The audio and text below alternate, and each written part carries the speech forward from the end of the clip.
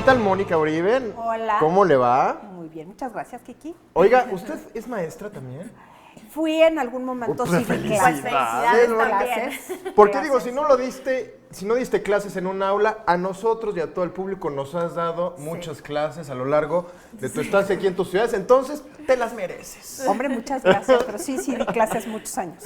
Oye, Moni, hablemos ahora de estos personajes religiosos que yo diría que pues han estado vinculados siempre a la educación. Aquí tenemos escuelas, por supuesto, de varias órdenes religiosas, en donde pues el único objetivo es educar a los niños. Claro, porque es una de las misiones fundamentales de la Iglesia. La educación católica es desde el siglo XVI, básicamente, con la Contrarreforma se vuelve uno de los objetivos principales, ¿no? Sí. Educar, pero educar en la fe. O sea, sí alfabetizar, pero en la fe. Sí. Frente a toda esta Con un trasfondo por ahí, ¿no? Pero es lo natural. Sí. Es lo natural frente a la Reforma Protestante, que pone un énfasis muy claro en la lectura y sobre todo en la lectura, no tanto en la escritura, que son dos procesos diferenciados, a través de la lectura de la Biblia como forma de salvación. Entonces, esta es la respuesta católica, la respuesta de la Contrarreforma, y justamente es San Juan Bautista de la Salle el que inventa en el siglo XVII, a mediados del siglo XVII, las escuelas como las conocemos ahora. Ok. ¿Sí? Ya. Por eso es el patrón y se le celebra el 15, o sea, no es su fiesta principal, pero el 15 de mayo se le celebra. O sea, por eso se festeja el Día del Maestro el 15 de mayo. Un poco sí, Ah. un poco sí. Sobre todo en los países de tradición católica, se pone este día como el día de la fiesta de los maestros, porque San Juan Bautista de la Salle celebraba este día, que inventó la escuela de muchos niños en un aula, y que podía ser así como que en un principio dijo, bueno, ¿cómo puedo hacer para que los niños pobres empiecen a leer y puedan tener acceso al catecismo y a las Sagradas Escrituras? Claro. Entonces era reunir niños de diferentes edades, pero no tan lejanas, e instituir al principio esas escuelas como multigrado, pero después con la afluencia de tantos niños, pues empezaron a dividirse por grados, pero eran muchos niños y la escuela era concebida anteriormente como una relación alumno-maestro, pero de uno a uno. Órale. Entonces, esto fue lo que revolucionó y por eso es tan importante la educación católica, sobre todo en países como México. Claro. Oye, se nombra también muchísimo a una madre llamada Aslor. ¿Quién es? Doña María Josefa Ignacia Aslor y Echevers. Bueno, Ok. es ella, la madre Aslor. Y un nombre fuerte. Un hombre fuerte, sí. Era una aristócrata novohispana, bueno, más bien neovizcaína, porque nació en Coahuila, de lo más aristócrata que puede existir.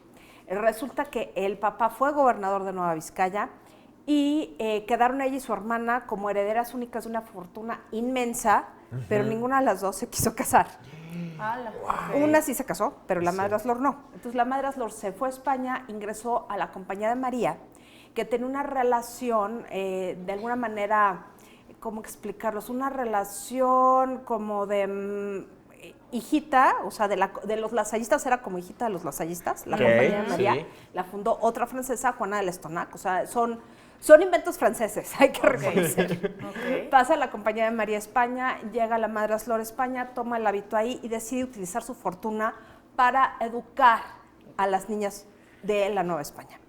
La primera escuela pública femenina fue fundada por la madre Aslor en 1755. Fue la primera vez que se intenta hacer una educación pues multitudinaria de niñas, porque sí, había niñas que sí sabían leer y escribir, obviamente, pero sabían leer y escribir porque tenían preceptores en casa. Y esto era salir de la casa y aprender muchas cosas, no solamente a leer y escribir, eso era parte, sino cosas como cocinar, bordar, tejer, cosas de la casa, era habilitar a las niñas de las clases no aristocráticas, no podemos hablar de clases medias, porque realmente no existía este concepto, sería histórico, y lo que sucede es que ella pone la primera, con su dinero, la primera escuela pública para niñas.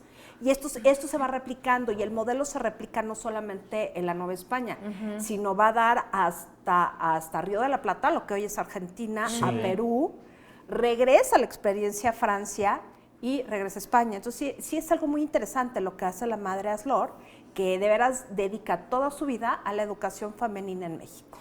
Y me resulta muy importante, o sea, cómo de verdad dio su vocación, lo determinó un día, y hasta el día de hoy todavía tenemos escuelas católicas, ¿no? Todavía se maneja. ¿Por qué es tan fuerte, por qué es tan importante que hasta el día de hoy, en el siglo XXI, todavía tenemos ese tipo de escuelas? Esas son varias razones. La primera es que la escuela de la Madre Aslor, la enseñanza, por eso vimos las imágenes de la iglesia de la enseñanza, era tan importante que esa iglesia es de las poquísimas que quedan en la Ciudad de México completamente intacta.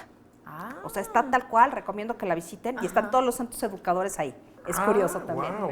Por eso se llama el Templo de Nuestra Señora del Pilar de la Enseñanza. Que obvio, el papá era aragonés y bueno, la Virgen del Pilar es la advocación aragonesa por excelencia y tal. Pero volviendo al tema de por qué hasta el día de hoy, es que parte del el objetivo de la Iglesia Católica desde la Contrarreforma ahora, como ya lo dije antes, es la educación formal. Y realmente las sayistas y maristas entraron a México para la educación masculina, pero tenía que haber fundaciones femeninas. Claro. Entonces llegaron religiosas de vida activa, no solamente monjas, porque las monjas son las de clausura. Llegaron para educar a niñas a partir de 1870. Y a partir de esa época hubo un renacimiento de la vida religiosa en México y surgieron varias congregaciones, por ejemplo, las josefinas mexicanas, las guadalupanas, todas surgen en esa época. Sí. Y hoy tenemos como 50, en la Ciudad de México, como 50 congregaciones femeninas con escuelas de las más importantes de la ciudad. ¡Wow! Pues ahí está, Enrique. Para ahora que con los sobrinos que van creciendo, las sobrinas ya sabemos hacia dónde llevarlas. Muchísimas gracias por estar aquí con nosotros. Que tengas un excelente día. Igualmente. Y a seguir celebrando.